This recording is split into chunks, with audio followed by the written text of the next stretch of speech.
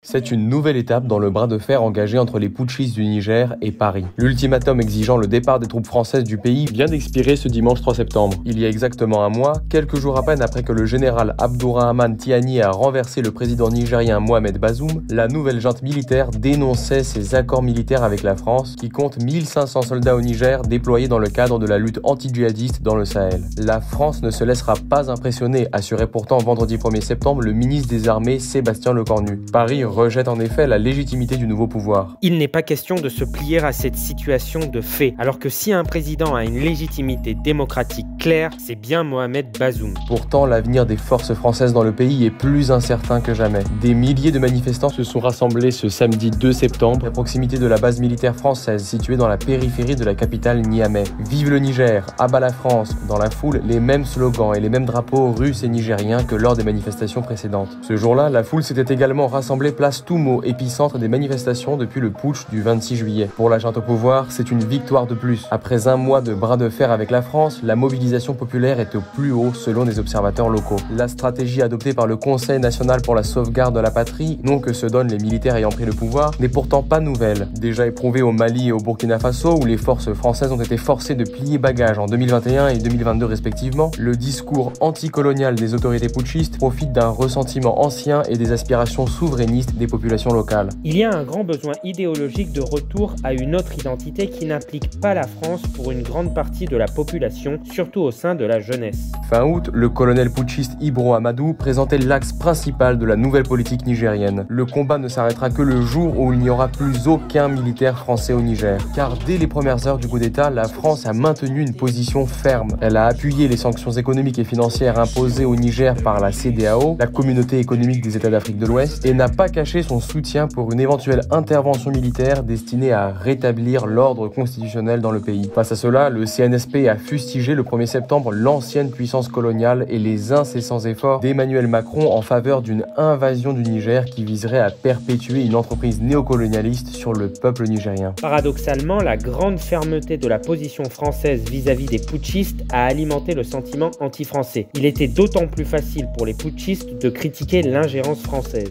Partenaire d'hier, l'ancienne puissance coloniale française est jugée responsable d'avoir maintenu en vie un ancien régime corrompu et impotent. Pour beaucoup de Nigériens, le contraste entre la richesse de leur sous-sol et la pauvreté de leur pays ne s'explique que par la voracité des entreprises tricolores. La permanence de la violence des groupes armés, malgré les efforts des soldats français, alimente également les ressentiments. Si les Français ne sont pas capables de se débarrasser de quelques djihadistes, c'est qu'ils ne sont pas là pour ça. C'est qu'ils sont au Niger pour d'autres intérêts. Après avoir suspendu les médias RFI et France 24, considérés comme la voix de la France, la junte a exigé le 25 août dernier le départ de l'ambassadeur français. Mais si elle est capable de rallier l'opinion nigérienne, à Paris, cette rhétorique anti-française ne convainc pas. Les putschistes n'ont pas de cap politique. Ils cachent le vide de leur programme derrière une diatribe populiste contre la France afin de rallier facilement la population.